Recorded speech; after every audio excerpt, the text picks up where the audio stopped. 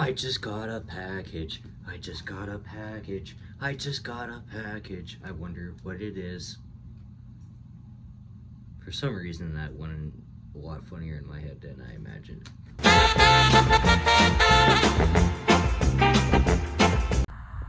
So, yeah, we're back with, something new. Today is gonna be I guess today's video is gonna be the first ever mail haul video I've ever done. So, yeah.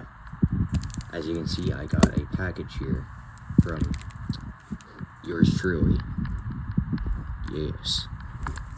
And you're probably wondering, well, what is this? Well, I shall reveal to you in a moment, but first, we also have to get the box open, so... And the reason I have the magazine here is because, well, I couldn't find anything else to cover up the information and shit on the label underneath here, so, yeah.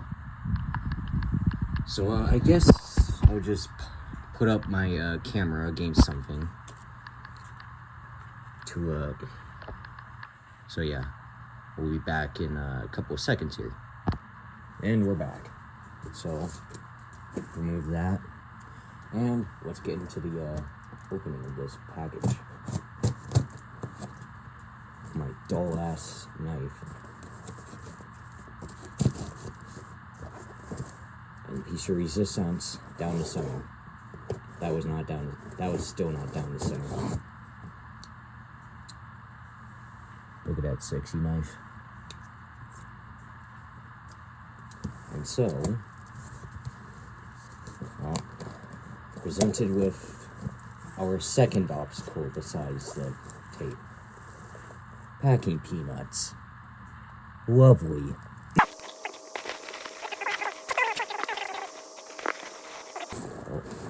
And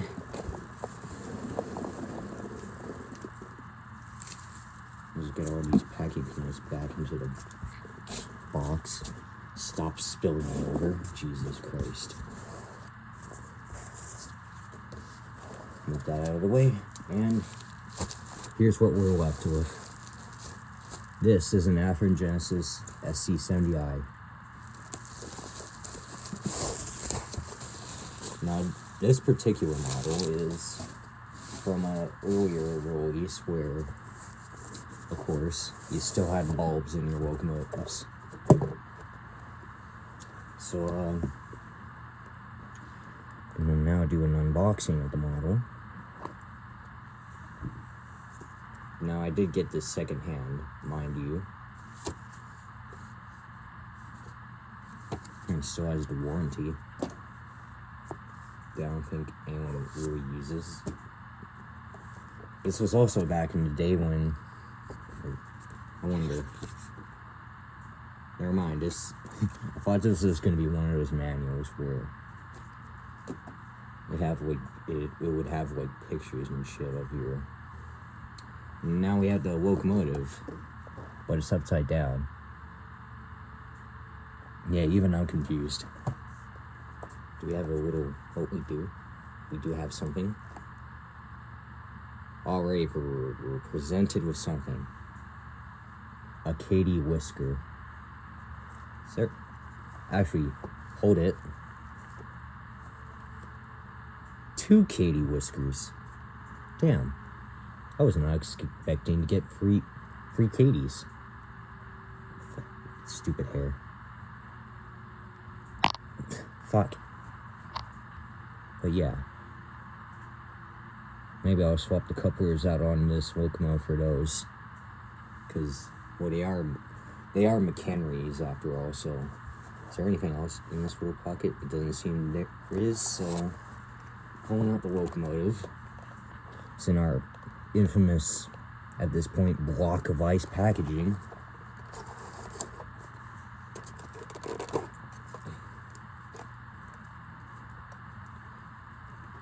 Pull out the model, remove these handrail protectors. One of the rear handrail is loose, so definitely have to fix that. But other than that, here is the model. This will look great alongside my SD70I.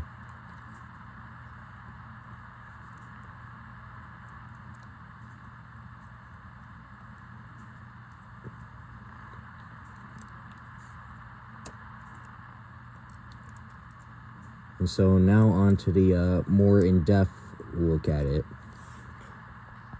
So here's the model in a little bit more detail coming alongside here. And I will say, this is a mostly accurate rendition of these locomotives in real life. And I say mostly because if I come around to the front here, one thing that kind of irks me about this model is the number boards. Now, in real life, the number boards should be those box style ones that you would have seen on like the American 70 series locomotives, such as the SD70 and also the American equivalent to this, the SD70M. Though instead of that, Athearn just straight up reused the tooling from their SD70Is, and that just does not look right. And I guess another small yet probably less noticeable detail I have is a little nitpick with is the truck side frames, as I just noticed when taking out the packaging, that the bearings on all the truck side frames should be covered with, I think it's some sort of like wheel slip modulation device or something. I'm not exactly sure what it is the HTCRs had. Like it's like that with the SD70Is too, in a lot of cases, but I don't think it's noticeable to the point where someone's immediately gonna notice, but that's just my own opinions. But other than that, there are a lot of details that Athearn did in fact get correct with this. One thing I do like, for instance, the fuel tank, as unlike the SD70I see and ordered after, these had a noticeably shorter fuel tank. Like on the SD70Is, the fuel tanks, if I get my knife or a blade out for a pointer, they would have ended right at the edge of this tank here. Though in the case of the 70Is, they are much shorter. So kudos to Athearn for getting that right. And another thing, if I flip around the engine to the engineer's side of behind the cab, there isn't a blower housing right here, whereas if I were to get the SD70I in shot here, there would be. So let me just get that into view and show you what I mean. So right above here is the 70i, and then right below it is my Genesis SD70I, which, mind you, is a much later release with LEDs, but that's not the point. The point is, as you can see, the 70i is just a flat surface here with basically nothing. I know there's supposed to be a few doors there, which we'll have to check at photos. But on the 75i, you have a second blower housing. Now, what I like is that Athearn just straight up tooled it so that it can be added depending on the prototype. Like, in the case of the 70s, it would just be the one on this side and nothing on here. Or if it was the 75, it'd be both on both sides. So yeah, and again, there's the difference between the 70i and the 75i's fuel tanks. And well, I did have to modify my 75's fuel tank to be more correct, since it was incorrect being the full length, and also we did not have the waste retention tank, which obviously this is just a Lego piece that I use. But Since I bought a Details West SD70I detailing kit, that Lego piece is probably gonna be replaced with the die-cast metal part, but other than that, that's basically it. But I guess one more thing is the 70i does not have that rear end rock plow like my 75 does, and I'm not sure if the real 5614 got that at some point, but I've yet to see. Hence why I also got that detailing kit, so I could work a spider. Get back here. Back to our regularly scheduled programming. But yeah, that's basically it. Now on to a DCC demonstration. Okay, one last thing I noticed about my model in particular, the antenna. The main PTC antenna is just gone. Like, I mean, I guess I wasn't really expecting much since I got this secondhand, but come on. Alright, so here it is down on the track to make sure it works and shit. But before I begin, you may or may not have noticed that I do not have the power on, or like I guess the power going through the track just yet. Reason why is because, well, Tsunami decoders, the way they're programmed, basically the locomotive will just start up as soon as power is applied to the track, and you'll eventually hear it once I do that here. So without further ado, and I did hear from like reviews and shit that these locomotives right out of the box were just super bassy, or I guess loud. So let's see if it is here.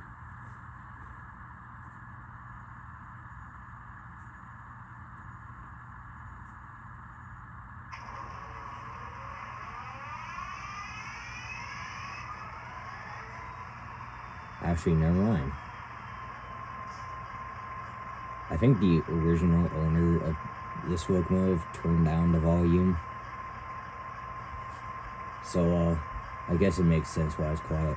Anyways, there's your headlight, and as you can see, these are just those bulbs, and while it may look like it's pretty decent on camera, in person, it just doesn't look so bright. But yeah, there's your headlight horn. A P3, even though in real life 5614 still has K3L. You got your ditch lights, and I think if I were to turn it around, or like we're put into reverse, these would just turn on the rear end ditch lights. But yeah,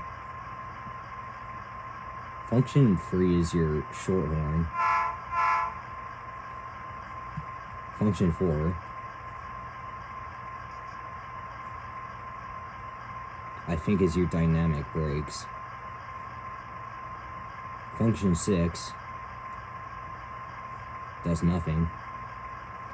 Function 7 is your dimmer, which, even though those bulbs are dim as shit, they work. Function 8 is your mute. Function 9 is something. That's also a mute, but it's like half mute. Function 10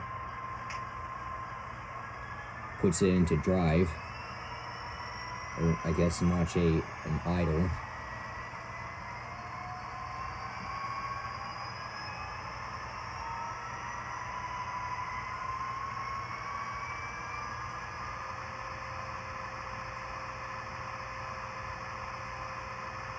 And if I press function 10 again, goes straight back to notch 0.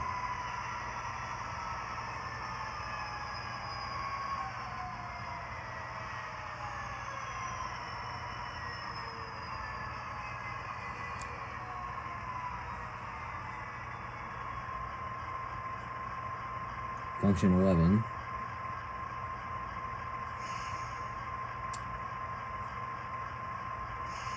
does your brake, I think, and function 12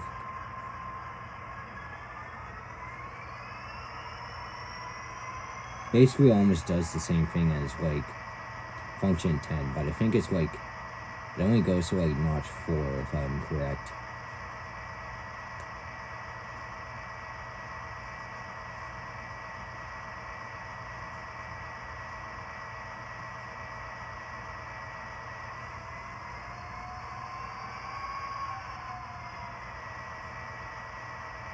Okay, now it's just stuck.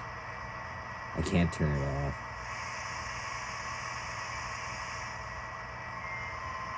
It's stuck.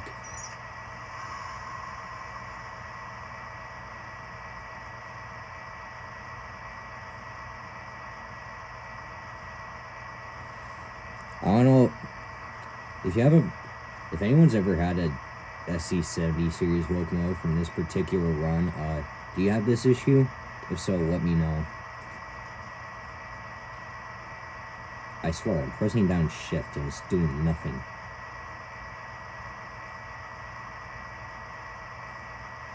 Maybe if I move it forward a little bit. It does nothing.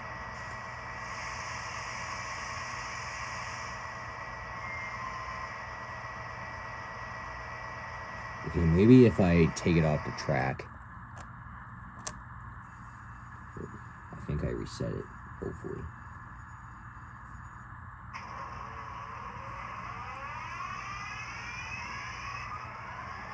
So anyways, yeah, that's basically functions 1 to 12. I would do every single function if I could, but again, my throttle doesn't really support every single function on the decoder, but if I one day figure out how to access the extra functions, I'll gladly do a video on what the extra functions are, but other than that, let's see if she moves.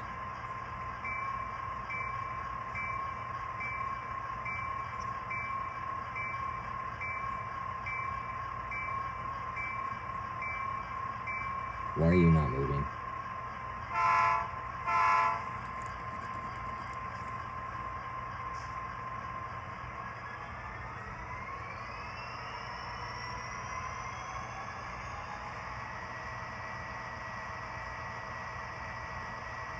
Well, now it's just doing the same thing again.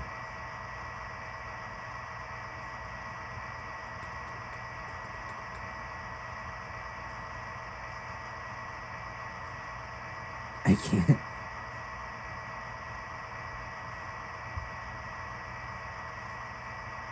Why is it not moving?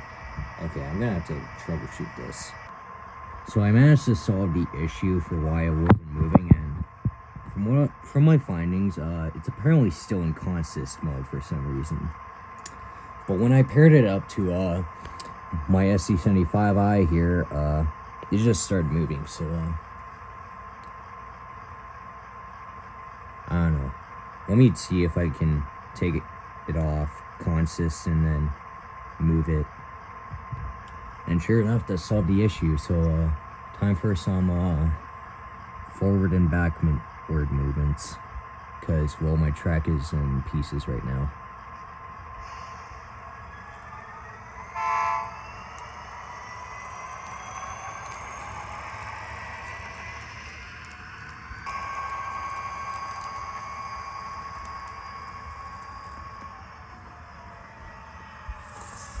That.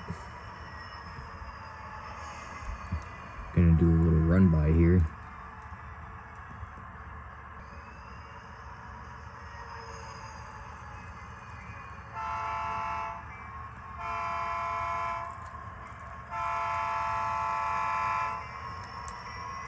That was not the proper chord sequence, but whatever.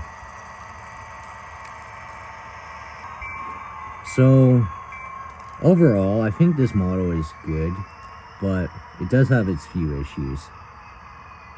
I guess another thing too is that given the this is an Athearn locomotive, and well, of course, most Athearn locomotives, unless you get them DCC ready, are equipped with tsunami decoders. I guess another issue is that with the speed, like, unless you did like a lot of programming, you just have very inconsistent speeds. Like, if I went ahead 10 speed steps, it just instantly comes to life, and then abrupt stopped if I took it away. And say if I did 20 speed steps, yeah, that is basically something I don't like about tsunami decoders, is the abrupt stopping and forward movement. This is why I like ESU decoders, because then you just get like a smooth takeoff and then like a smooth deceleration. Which, speaking of, this, I do not know how to shut off the prime mover, but that's basically where this next part comes in. So, like I mentioned earlier, not only did I did buy a Details West detail set, because I think in real life 5614 would get one of these rear rock plows. Not only that, I could probably use like a couple other details from this set.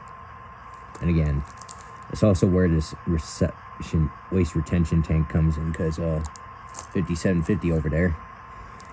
But not only did I buy a detail set, I also got an ESU decoder, as this is eventually gonna wound up in this guy, as well as a pair of... Alright, sorry about that. My phone storage decided to interfere, but as I was saying, I got two of these, which are woke sound or ESU power packs for woke sound decoders, and reason being is because, well, I want to be able to run my trains basically uninterrupted at a lot of times, and